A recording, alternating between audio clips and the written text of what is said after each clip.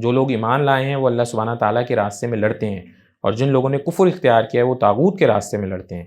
لہٰذا اے مسلمانوں، تم شیطان کے دوستوں سے لڑو، یاد رکھو شیطان کی چالیں در حقیقت کمزور ہیں۔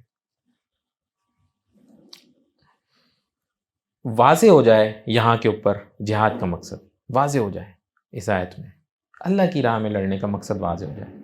ابھی جیسے میں نے پہلے بتایا، شروع میں بات کی کہ کیا مسلمان جہاد کریں گے، جو خطے اللہ تعالیٰ نے ان کو دیے ہیں وہ اس میں اللہ تعالیٰ کی رضا کے لیے ایکٹیویٹیز نہیں پوری صحیح کر پاتے۔ نبی کریم صلی اللہ علیہ وسلم کے بارے میں نے بتایا، مدینہ منورہ میں جب ریاست قائم ہوئی تو اللہ تعالیٰ کا نظام انہوں نے قائم کیا، عدل و انصاف قائم کیا۔ ہم وہ نہیں کوئی ایک مسلمان ملک نہیں اس کے اوپر کام کر پاتا، کہاں سے ہم جہاد کریں گے؟ مقصد کیا ہے؟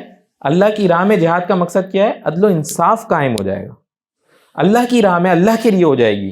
اور جبکہ وہ لوگ جو لڑتے ہیں تو وہ طاغوت شیطان کی طرف سے لڑتے ہیں، اور اس کا دوبارہ حقیقت ہی اس دور کے حساب سے دیکھنا ہے تو آپ اسی جنگ کے اوپر نظر دوڑا لیں، اسی جنگ کے اوپر نظر دوڑا لیں، کس قدر نقصان انہوں نے نہیں پہنچایا مسلمانوں کے علاقوں کو۔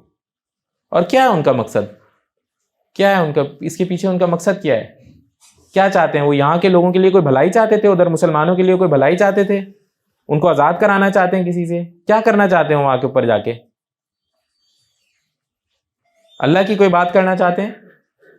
اگر مسلمان کا بھی یہی مقصد ہے کہ وہ کہیں جائے اور جا کر کے تباہی مچا دے، سب کچھ ختم کر دے، کسی کو نہ چھوڑے، تو وہ اللہ کی راہ میں تو نہیں ہوئے میرے بھائی، اپنی خواہشات کے اوپر ہو گئی، اپنی کسی ایجنڈے کے اوپر، اپنی کسی اسٹریٹجی کے اوپر ہو گئی۔ تو انسانوں سے تو پیار نہ ہوا، ذمہ داری تو نہیں نبھائی، خلافت کی خلیفہ بننے کی ذمہ داری تو نہیں بنائی پوری کی جیسے اللہ نے بنا کے بھیجا گیا۔